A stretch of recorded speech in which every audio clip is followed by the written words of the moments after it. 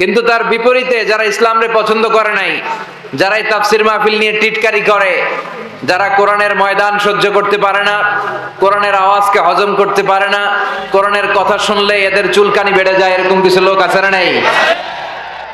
এরাও এই প্রশ্নের সম্মুখীন হবে। যারা ইসলাম বিরোধী, ইসলামের পক্ষের শক্তি নয়, ইসলামের বিপক্ষ শক্তি, সেদিন সব বিপত্তি ভয় তাদের জন্য। তাদেরকেও প্রশ্ন করা হবে, মার রব্বুক, তোর রব কে? সে বলবে লা আদরি, আমি জানি না। সে কি বলবে? সে আমাদের মতো উত্তর করতে পারবে না যে আমাদের রব আল্লাহ। সে বলবে আমি জানি না। আমার দিন, তোর ধর্মের নাম কি? সে বলবে এটাও জানি না। আমি কি যে জানি না ওইটাই জানি না। আচ্ছা, আরিফু হাদার রাজুল, দেখো তো এই লোকটারে চেনা যায় কিনা। কয় না, আমি কিচ্ছু চিনি না, আমি কিছুই মনে করতে পারছি না। তবে এই দুনিয়ার বুকে আমি সব সময় ইসলামের বিপক্ষে অবস্থান নিতাম। আমি ইসলামের বিপক্ষ শক্তি ছিলাম। আমি কোরআনের বিরোধিতা করতাম আর কোরআনের আওয়াজকে স্তব্ধ করার জন্য প্রোপাগান্ডা চালাতাম। এটা ছিল আমার আইডেন্টিটি। আমি এই মুহাম্মদের চিনি না, তবে তার বিরুদ্ধে আমি ফিল্ম বানাতাম, কার্টুন বানাতাম, ব্যঙ্গ ছবি বানাতাম, তার ফ্যামিলি নিয়ে গালি দিতাম, তার সুন্নাহকে আমি কটাক্ষ করতাম। এরকম ডাকাত আমাদের সমাজেও আছে না নাই? তিনটা প্রশ্নের উত্তর সে করতে পারবে না। ফেরেশতারা বলবে লা দারাইতা ওয়ালা তালাইতা, তুই তো কিছুই পারলি না রে, পোড়া কপাল। ফায়ুতরাকু বিমাতারিকা মিন হাদিদ, এবার লোহার হাতুড়ি দিয়ে ওরে পিটানো শুরু হবে। নাউজুবিল্লাহ পড়বেন না? পিটাতে পিটাতে ওর গায়ের গোশত আর হাড্ডিগুলো থেতলে ফেলা হবে। আর জমিনকে বলা হবে ইকালু লিল আরদি ইলতামি, জমিন দুই দিক থেকে চাপা দাও।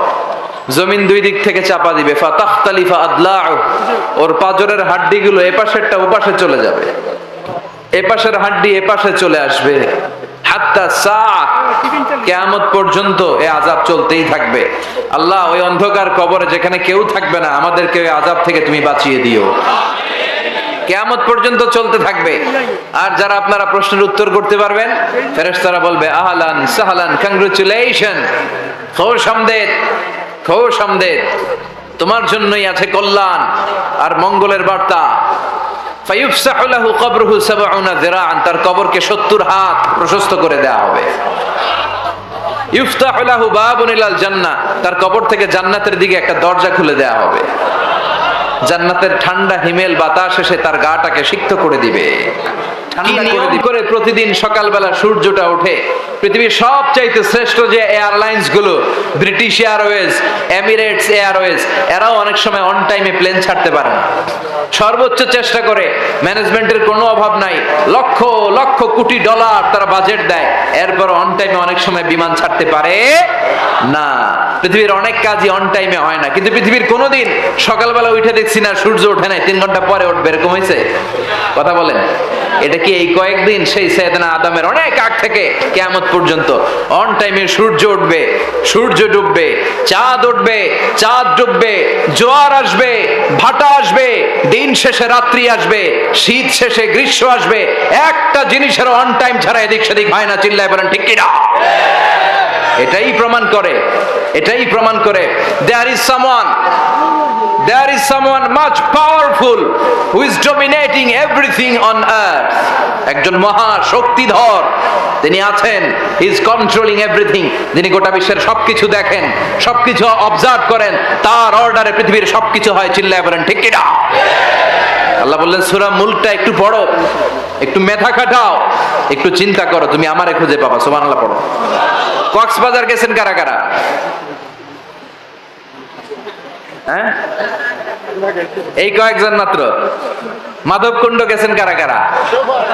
সকলে গেছি, সকলে।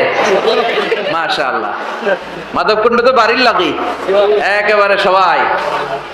তো এই মাধবকুণ্ড ঝর্ণার পাশে যখন দাঁড়াবেন, ঝর্ণার দিকে তাকান, ঝর্ণার একটা ভাষা আছে। কক্সবাজারে সাগরের ঢেউগুলোর দিকে তাকান, সাগরের একটা ভাষা আছে, ওই ভাষা বোঝার চেষ্টা করবেন।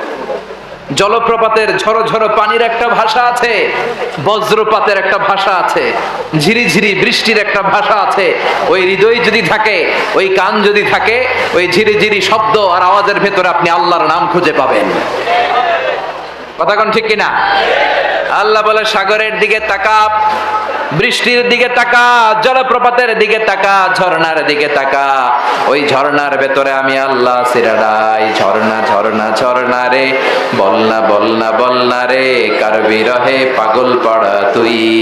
কার মিলনে ফুল ফসলে ভরার তোর দুকুল ভই, কার মিলনে ফুল ফসলে ভরার তোর দুকুল ভই। ঝর্ণা ঝর্ণা ঝর্ণা রে, বলনা বলনা বলনা রে, কার বিরহে পাগল পড়া তুই।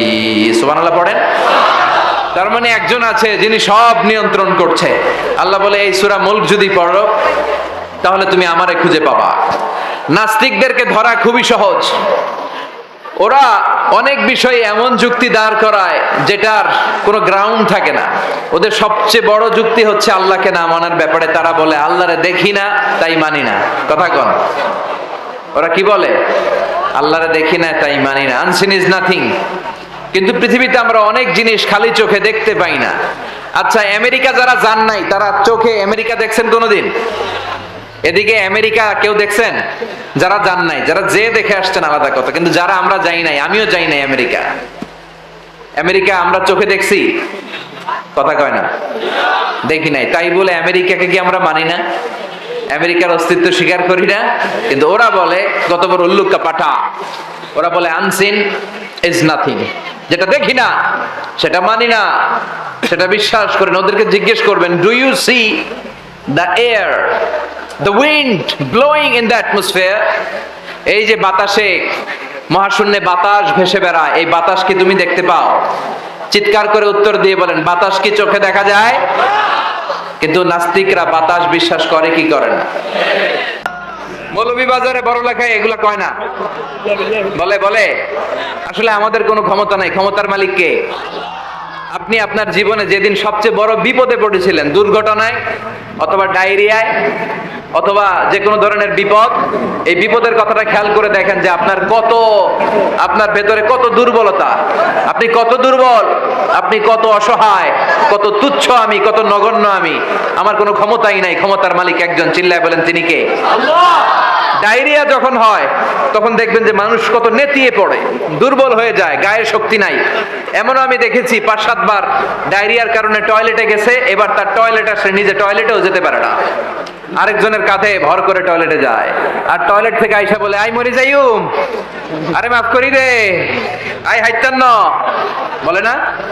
ডায়রিয়া এমন রোগ, শরীরটা এত দুর্বল হয়ে যায়, মনে হয় যেন সব শেষ। আত্মীয়দের কাছে ক্ষমা চায়, আমার ব্যবহারে কষ্ট পেলে মাফ করে দিস। আহা, কত দুর্বল আমি, কত অসহায় আমি। আমি প্রায় উদাহরণ দিয়ে বলি, এই প্যান্ডেলের ভিতরে কেউ যদি চিল্লান দিয়ে বলে, হুজুর ভিতরে অজগর সাপ, হ্যাঁ, অজগর সাপ বললে শব্দ, ঠিক কিনা?